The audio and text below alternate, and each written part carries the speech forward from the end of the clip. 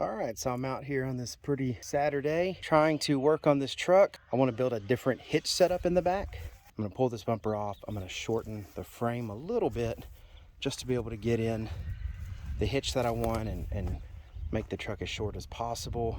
I'm not going to change the wheelbase, of course, or anything. I'm just going to end up cutting it off probably about here somewhere. But I've got to get all this off. So 6 bolts was holding this bumper, this C-channel and everything in, and you know, decent setup for what they had. They welded the service bed to the truck. When I pulled the service bed, I had to cut these welds to get that off. And when they did that, they also welded it to the C-channel here. So I went in with a grinder and cut that as good as I could. And now that I got that cut, you know, it's not perfect, but I should be able to rip that off. There are some welds in here. They welded right here and right here, if you can see. And I'm gonna get help from the backhoe again. So I'm gonna get the backhoe over here and hook it up to this bumper. Since I'm gonna cut this part of the frame off anyway, I don't care if it looks a little ugly or it bends it a little bit. And I'm just gonna yank this sucker off. Let's see how well those welds hold when the backhoe gets in here and starts yanking on it. We'll see. All right, so let's see what this is gonna do. But I'm gonna go ahead and try to see if I can get those welds to crack off.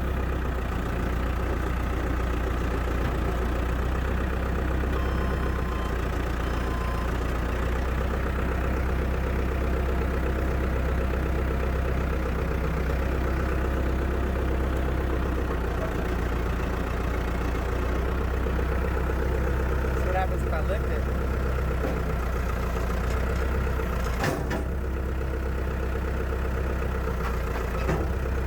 Looks like it's coming off. Let's see. Yeah. But those welds aren't breaking, it's just bending that top metal. I bet I can get it off.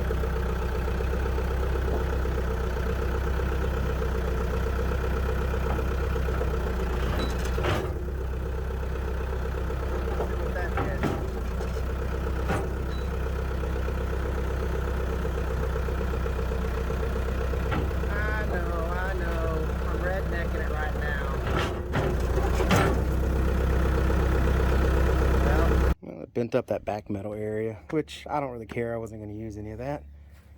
I was really going to just skin these C-channels. I was going to take that off the top anyway and possibly use this long strip of C-channel right here as the rear bumper, but I'm not 100% sure if I was going to do that or not.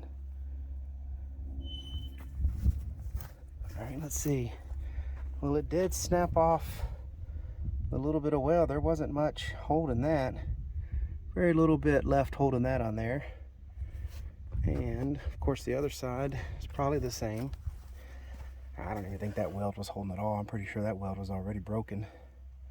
All right, so here's what I decided to do. I put a chain on the backhoe bucket, lifted this up. As you can see, it pulled it down from the frame here. So all that's clear. The only thing that's not clear is, of course, these pieces here that need to get cut off. So I'm gonna now try to grind those off. Let me see if I can grind this out now. Well, I got it off. Not the way I planned. I did some grinding and had a hard time getting in there. I grinded it off some more. couldn't get in there real well. So I said, you know what? What happens if I just lift it up and maybe jiggle it a little bit?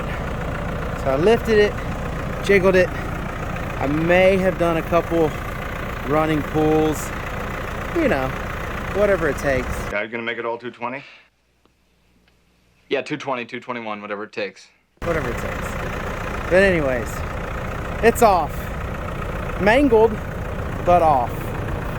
So now I get to chop this thing up and start figuring out how I want to do the rear end with the hitches. So there's some of it. This is where I want to cut it off. So I gave myself 6 inches between the edge of this and the end of the frame. I'm going to put a piece of 6-inch C-channel all the way down to build my hitch plate. I'm going to have a class 5 receiver hitch at the bottom. I'm going to come up a little bit and I'm going to put a pencil hitch. Then I'm going to come up here on top, and I don't know exactly where yet. I'm going to figure out the distance and so forth, but I'm going to put a gooseneck ball and a 5th wheel hitch. I don't know if I'm going to do both of them permanent or if I'm just going to weld up some rails on a plate on here and then put the 5th wheel hitch and the gooseneck hitch removable so that they can come on and off. I'm going to have to do some measurements and so forth before I do that.